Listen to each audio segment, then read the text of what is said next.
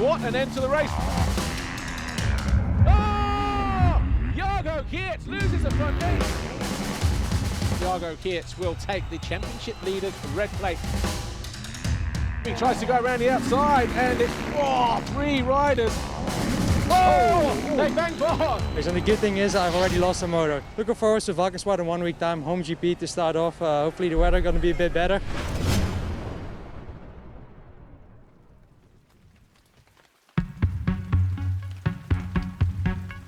Now Jeffrey Herlings is back on home sand for the MXGP of the Netherlands. This is one of the most historic tracks on the MXGP calendar, having been a host for this event since 1974. Herlings is very much the king of the castle, with 8 GP wins here over the years, compared to Red Bull teammate Antonio Cairoli's 7, who took a 1-1 here in 2019. With Herlings leading the way in MXGP and Jago Geerts in MX2, local fans will have plenty to cheer about, despite a less than ideal weather forecast.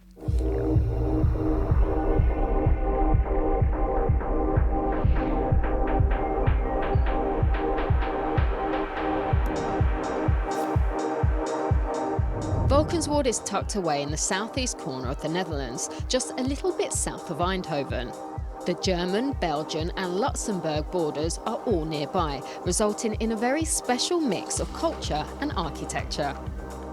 To the uninitiated, this may look like a sleepy rural town, but the reality is very different. This, the spiritual heartland of motocross, with a large proportion of the paddock based within a short ride of the track.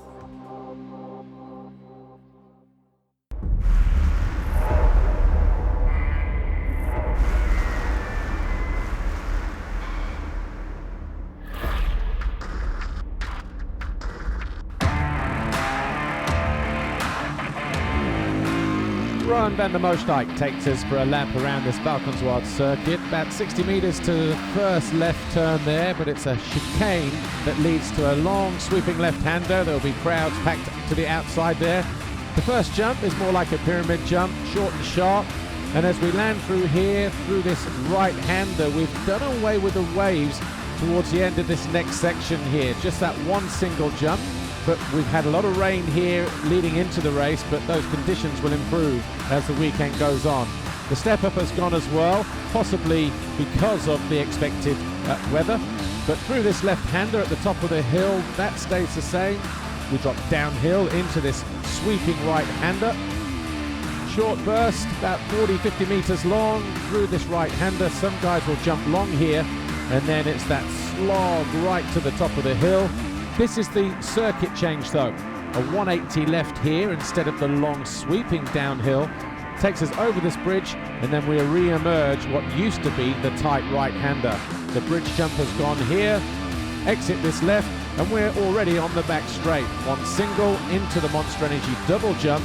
Been a stretch to get over that, but then there's a couple of singles towards the end of this back straight into the 180 bank. And then we are into the infamous wave sections here. If it gets heavy, you can see the amount of lines and ruts, and that makes it difficult for the riders to get through consistently clean every single lap. Through that right-hander, over the step down here, and then the last long straight before we turn right, and the run towards the Monster Energy finish line jump. If you go left, you can double this little hole. It's very soft on the landing. We have this short, sharp jump, and then the run towards the Monster Energy finish line here. And as we land, a series of lines as we go left, right, and left again. And that's the run towards the final turn that takes us back down the start straight here at Valkenswaard. GasGas have never been in the motocross world before, but have plenty of experience running other teams. How do you think this will help the team going forward, having GasGas? We have the possibility to run the MX2 team. I'm pretty happy about this, and I'm really happy to represent GasGas. It's a special moment for us. We hope that we can also continue the success what GasGas already had in the past in other sports like enduro or trial.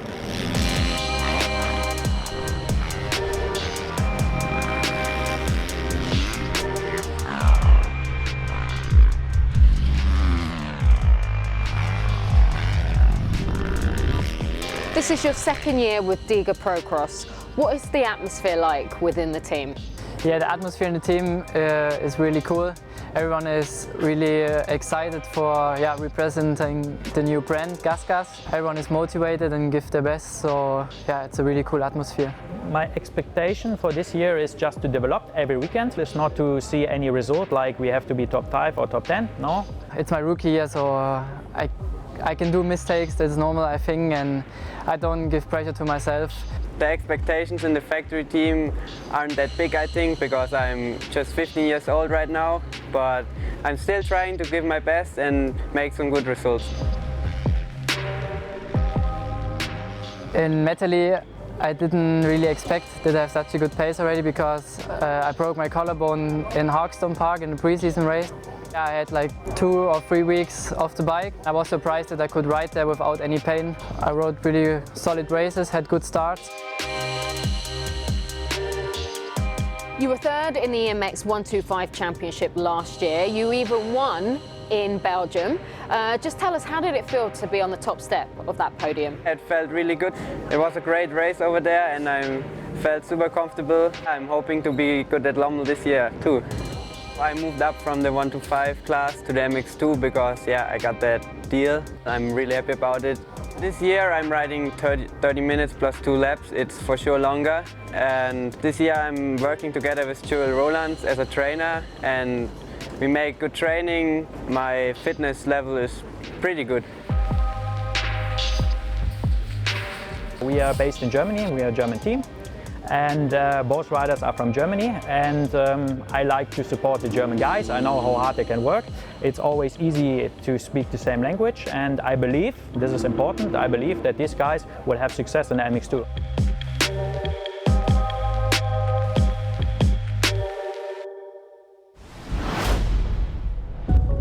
MX2 qualifying about to get underway. Tom Vial, fastest in time practice though, but for Jago Geerts, arriving here with the red plate on the Monster Energy Khmer Yamaha, just 3 tenths behind. And the 2 KTMs on the inside look like they've got a good getaway this time, but I tell you what, getting the squeeze with the 193 of Jago Geerts. Red plate, pressure, no pressure at all there, sir. Oh, and Ferrato's down. Oh, he looks a little bit wounded as well. Well, I'll tell you what, that would have shook the earth. He's a big lad. Jago Geerts, massive congratulations. You've got your first qualifying race win in MX2. Tell us about it. Yeah, it was a nice race. I got the whole shot, which I was really happy about. And then I just rode a solid pace to the end and I won, so that was really good. My shoulder was okay, so I'm happy with that, and I'm looking forward to the races tomorrow.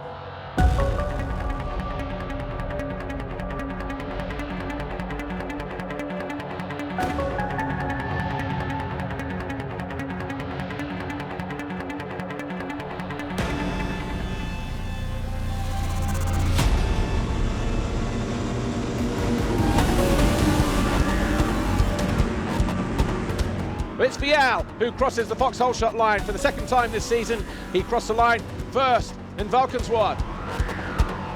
Rennie Hofer looking to dive down the inside, but better drive for Jago Geerts. And again, he good drive there, nudges aside the number 14 of Jed Beaton as he slips into 3rd place. Smart line, smart intuitive riding there from Jago Geerts. He went wide and came along the start straight on the smoother line. Just go back by him. Both these guys need to settle down, and another mistake there from Geerts.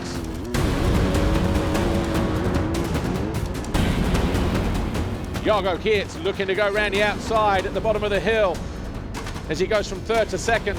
Hopefully he switches back to the inside. Maxime Renault knows he's there. He puts the squeeze on the championship leader.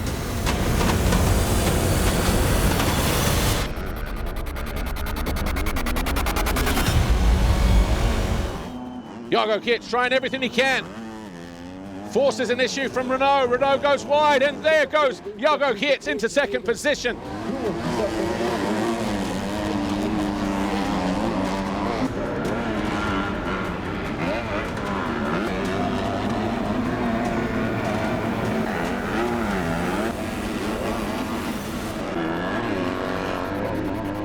Oh, and a challenge for the lead. We're back on song. 3/10 they hit the line. Vial is on the ropes. Jago hits all over the back of the Frenchman. 3 laps to go. And he goes to the inside. We have a new race leader. Jago hits.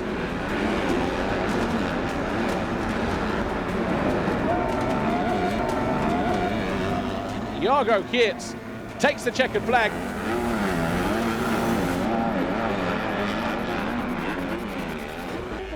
Seven or 8 in the first corner.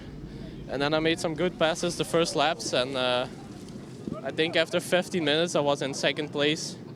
And then I was hunting on Tom, and in the end I could pass him. So yeah, the track was really difficult with the rain, and yeah, it was a good race for me. Good luck for the second race.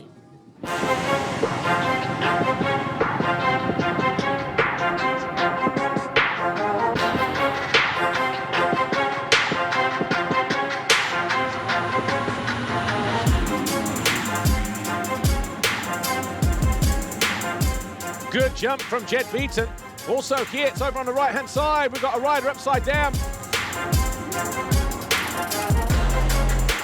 Keats there in third place behind. Oh, Keats goes down. Keats gets high-sided. Oh, somebody else hit the bike. One of the Kawasaki's, Harup. Jago Keats picks himself up. So Vial leads. Bas Varsen is there in second position. Renault is third. Oh, it looks like the start device is jammed. Bas Varsen is there in second position. Renault is third. Oh, Varsen, he is disappointed. He was, and the gas of Sido goes down just in the background. Oh, it's Langenfelder actually, 516. And Langenfelder alongside Sido and takes over that third place. Closes down the door on his teammate. The Herculean effort from the 193, but an unbelievable performance. He would have loved to have stood on the top step of the podium, but to be on the podium after what he went through at turn 1 is absolutely remarkable. He still might find his way past Sido. And there is Keats. He flies right by the 104. And the Yamaha rider now up into 7th position. Absolutely unbelievable. 5 points in it. Vial will be on 87, Keats on 82.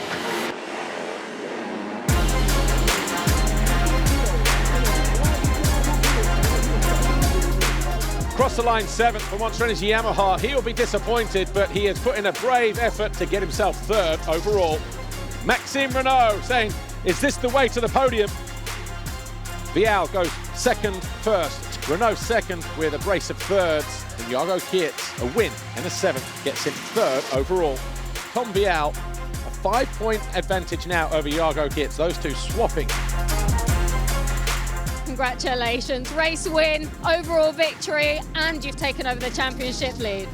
Yeah, I don't know, I take the championship lead, so yeah, that's really cool. I was really good in second race. I was still, yeah, it's a long time maybe on the winter I ride like that, but on the race it's really difficult, and no, I was really happy. The track was really tough.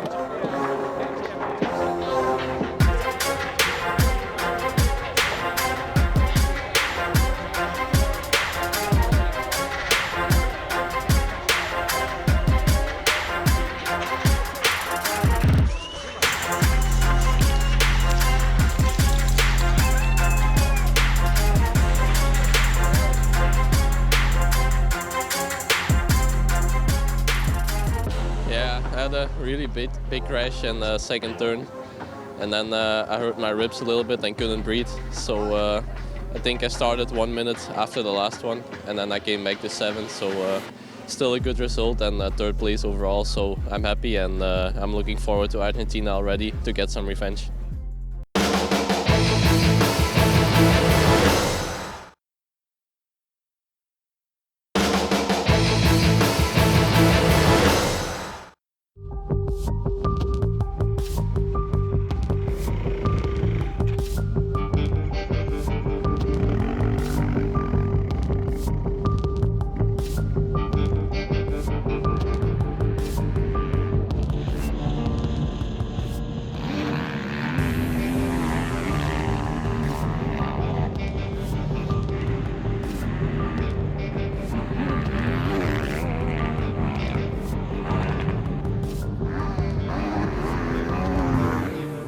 Yeah, in '93 I was world champion.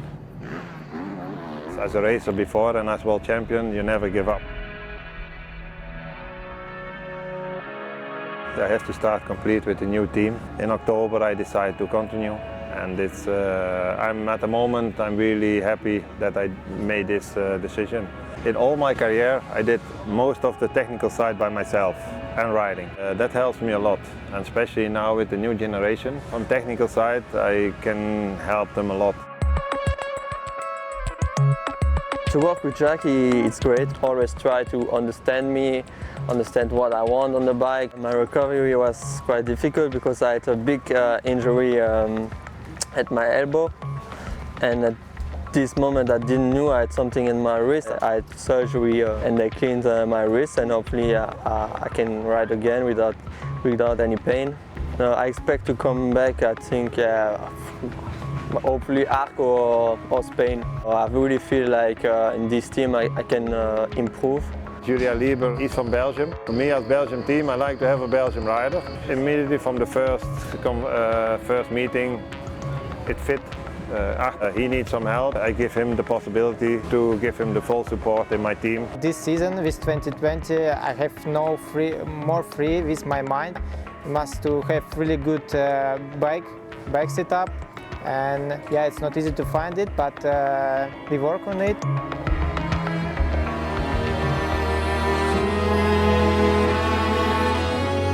Benoit 4 years ago. I want to have him in my team in MX2. And now this year I get the chance, and I said, yeah, I want Benoit because I know he's motivated, he has the skills, and he's listening.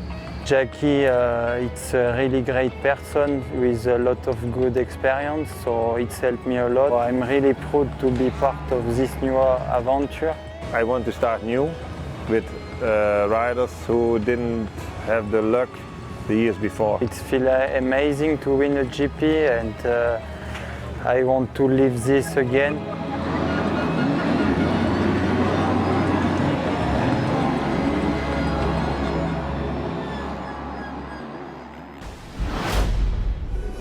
It's 20 minutes plus 2 laps, the MXGP qualifying race here at Valkenswaard.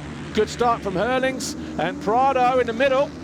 And Prado comes out in second position, third as Geiser goes from third to first. Paulin right there in second though.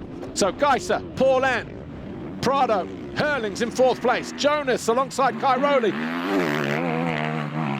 Oh, Geiser's HRC factory machine has gone bang, and he can't believe it. The electric start has gone wrong, and he is absolutely furious.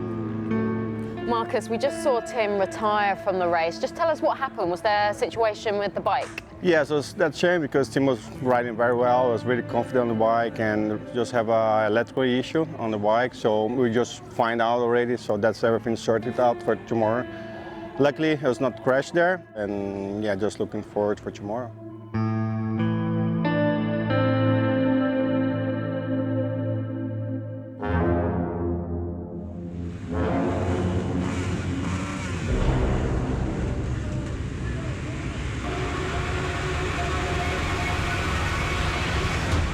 It's MXGP race 1, but who's it going to be that grabs that all-important foxhole shot, because it needs to be important as well. Geiser over on the left-hand side, he's trying to get across, Oh, he's going to get parked into the bank. Did he stay up?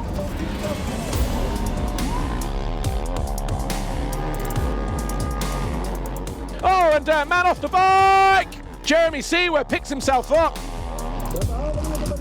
Jeffrey Hurlings will not expect to see Geiser go around the outside of him here from gate number 30-odd. 33rd he went to the gate, and he was literally over on the right-hand side.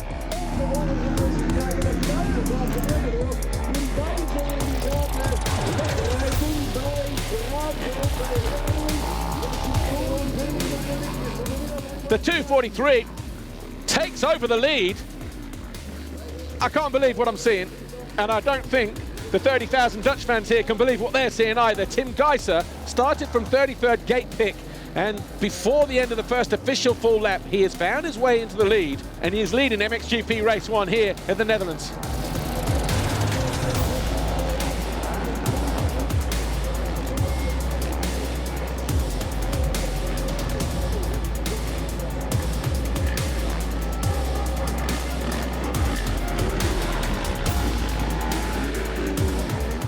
Hurlings does get the better of his teammate, goes around the outside. Can he make it stick? Yes, he does. Nicely wheelies onto the face of the jump to bounce his way over the top.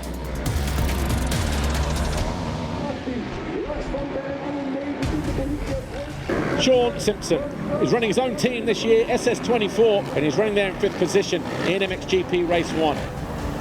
Ended up, high siding it, getting the handlebars right under my chest protector and the ribs, so I felt like I was going to die.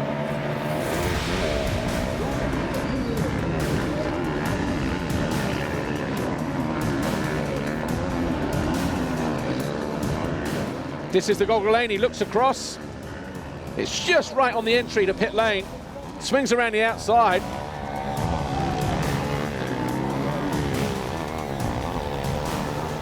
Right, as we look at it, handlebars almost get snatched out of the Frenchman's hands, going bar to bar with the Belgian, and he does make it stick. Wasn't pretty, but he's going to get squeezed here to the inside, and he runs the Belgian to the outside. Team HRC, Tim Geiser, takes a massive win here in race 1. And he can't believe it. All the way from the outside gate, the Slovenian quickly into the lead before the end of the first lap. And he has led every one of the 16 laps. And that is a fantastic ride from Geiser.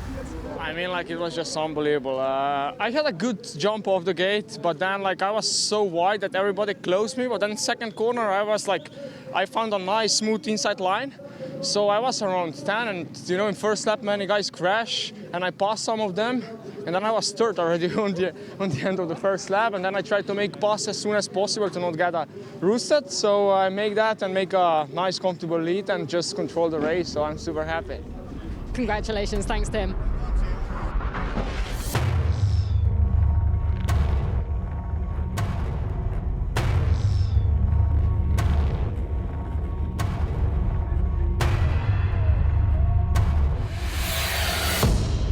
And a problem for Jeremy Seewer.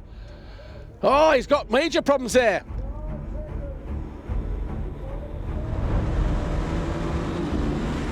Into turn 1, keep his eyes over and on the left-hand side again. And once again, Geiser is there, and this time more decisive. Carnage behind him.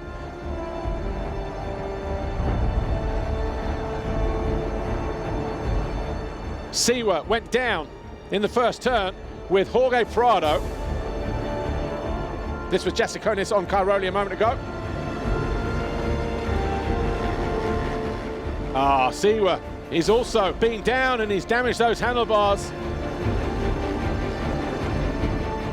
Absolutely on another planet when he's in this frame of mind. And Geiser 2010, 2.2. Welcome to the party, Mr. Geiser.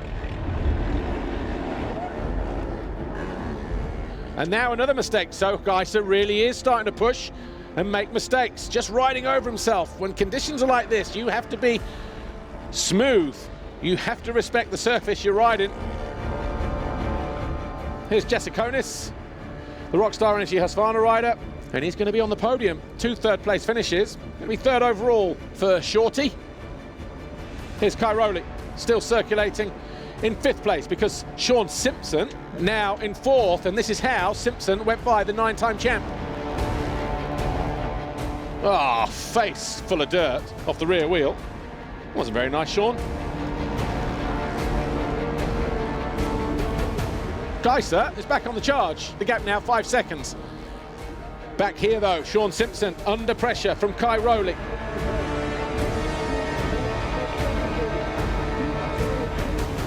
And Geiser throws it away. Picks himself up.